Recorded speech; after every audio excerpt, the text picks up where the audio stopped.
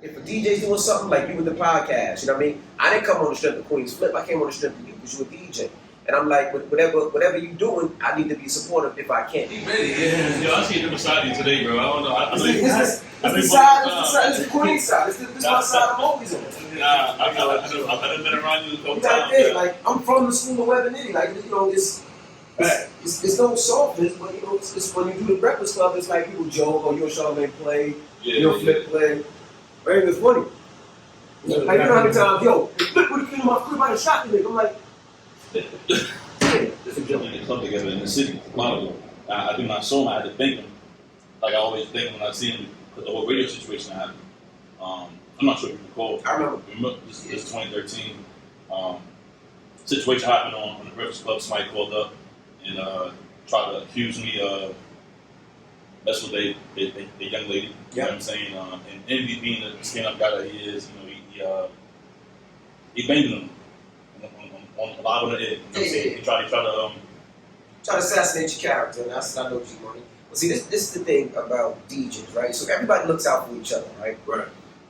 Like if you look at attorneys all look out for each other, right? Rappers, they all look out for each other. Shit, bartenders, they all look out for each other. DJs, we the only ones that we all try to do it on our own.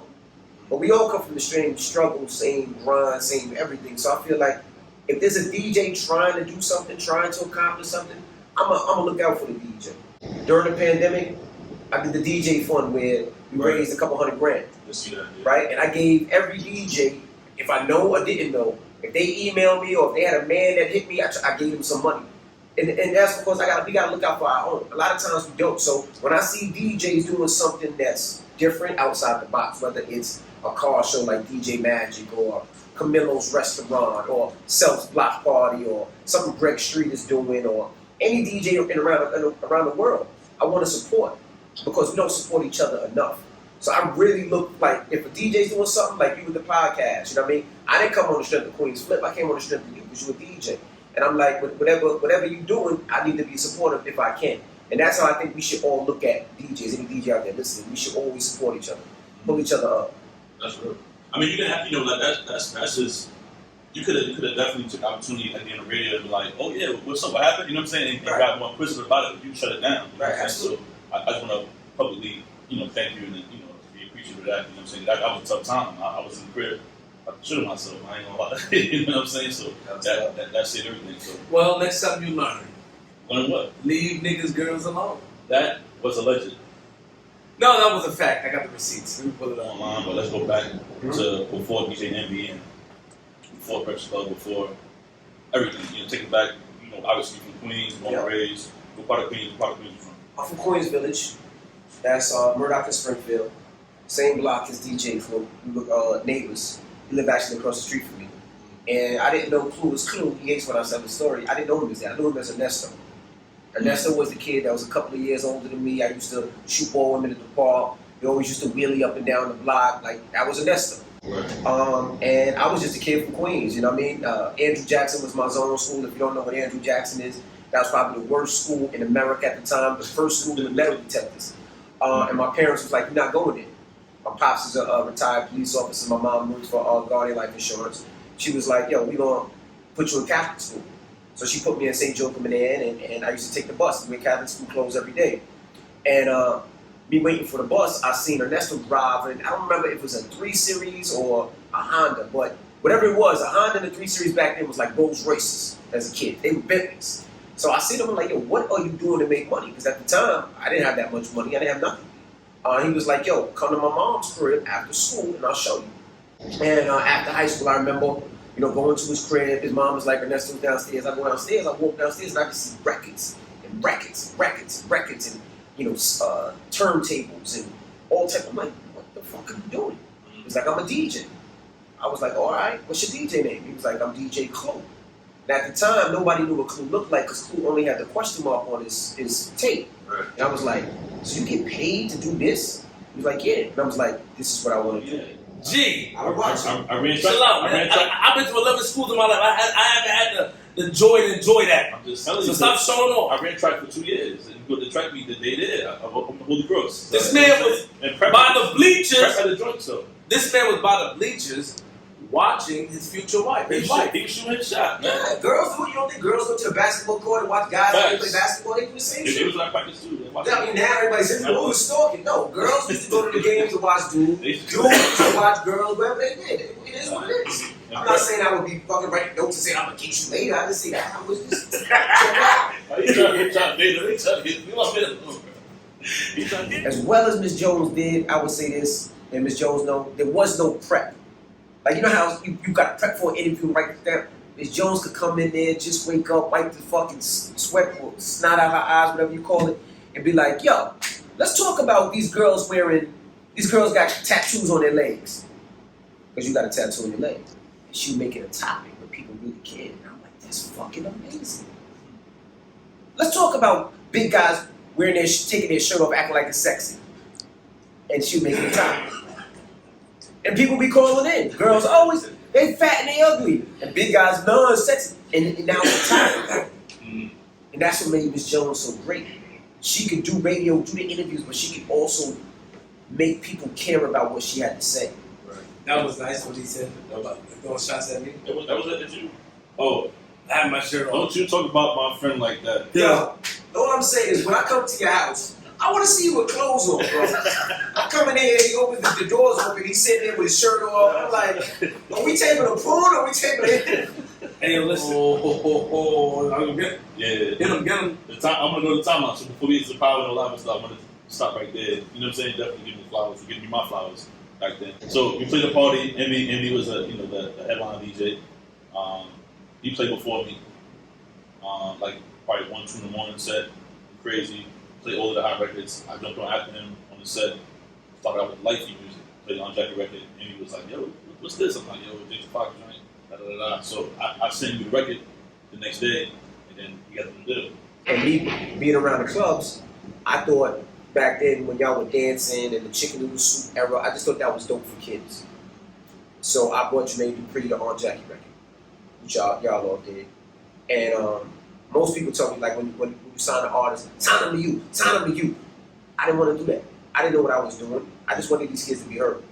And I brought them to Jermaine Dupri, and Jermaine Dupri signed them to a deal. G-Money gave you that. Yeah, good time. And Def Jam hated on that record too. Did they hate it on it? Yeah.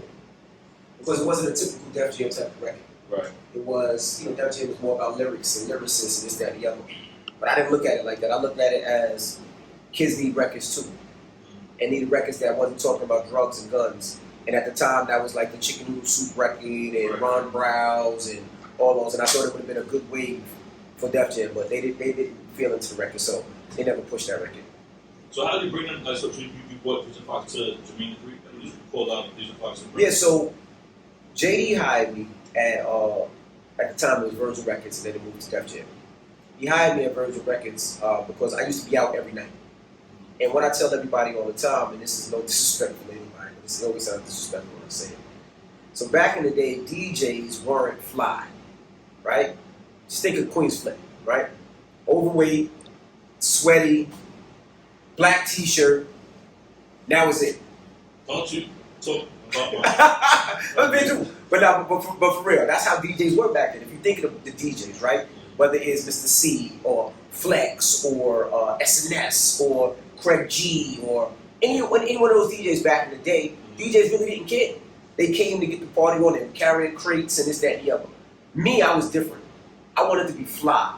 I wanted to be a fly DJ. By those DJs, whether it was Flex, Craig G, SNS, or whoever, they catered to the streets. I catered to the ladies.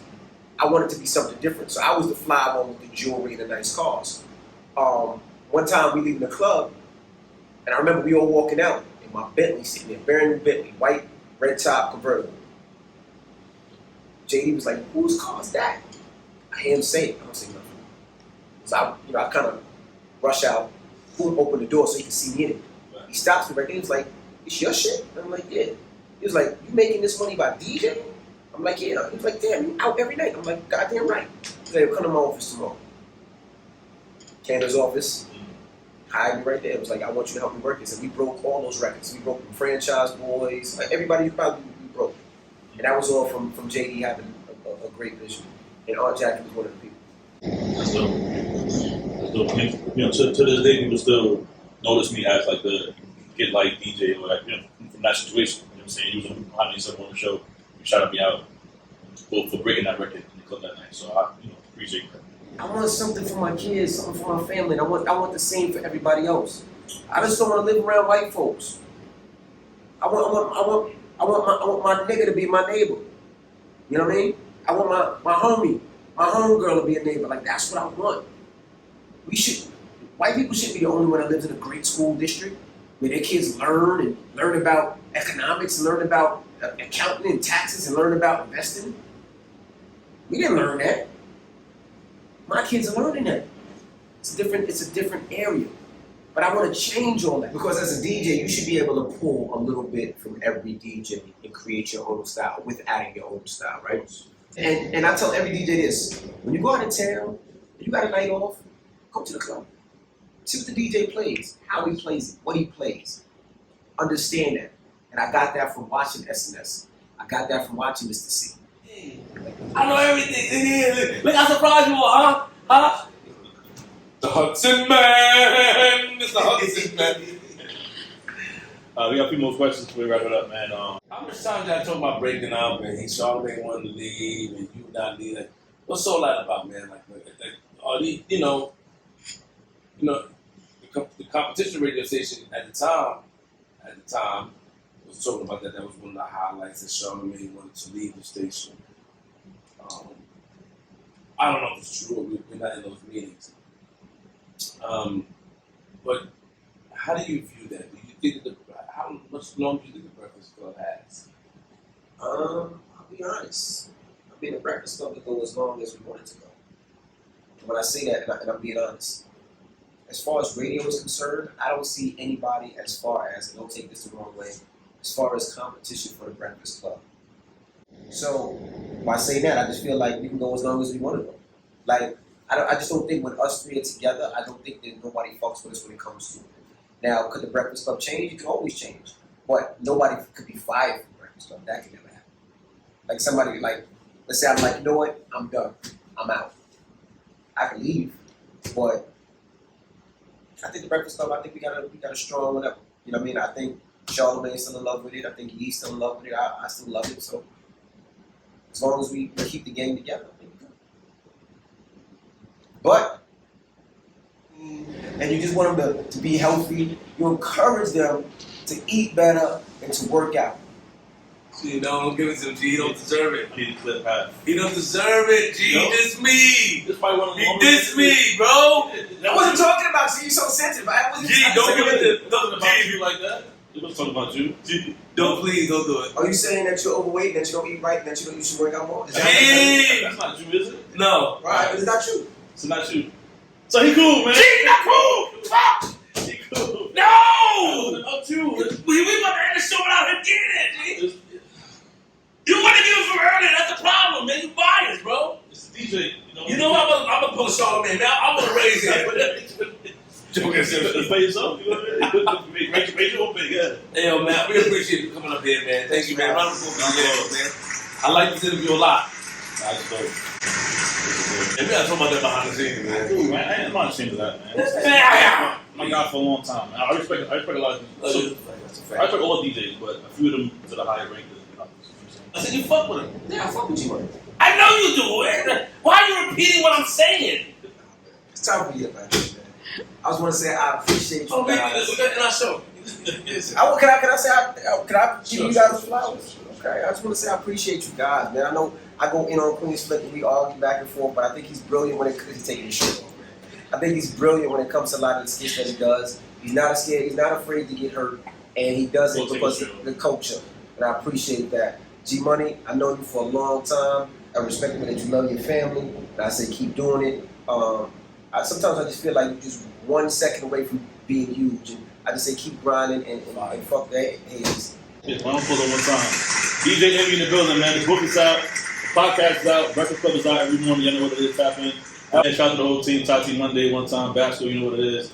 Mr. Smooth, JR, you know what I'm saying, we here. At DJ G Money Official on Instagram, at Queens Flip with the Z, at Flip the Script Pod. Follow the TikTok page also, you know what I'm saying, numbers are going up crazy. Yeah, dope episode, classic. Queens Flip, URL TV.tv. Haven't said it in a long time. You know why I said that? Because my man smacked up the pause on this thing. Dope episode. Shout out to everybody. Tati Tuesdays, Bassy, DJ G Money, DJ Envy. I like this episode a lot. Thank you. Thank you so much, fellas. Appreciate you, man. I hope your mentor out, man. He was in one bedroom apartment. Let's stop talking shit. Why you doing that, man?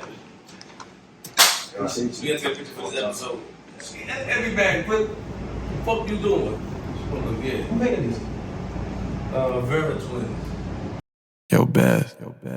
That shit crazy.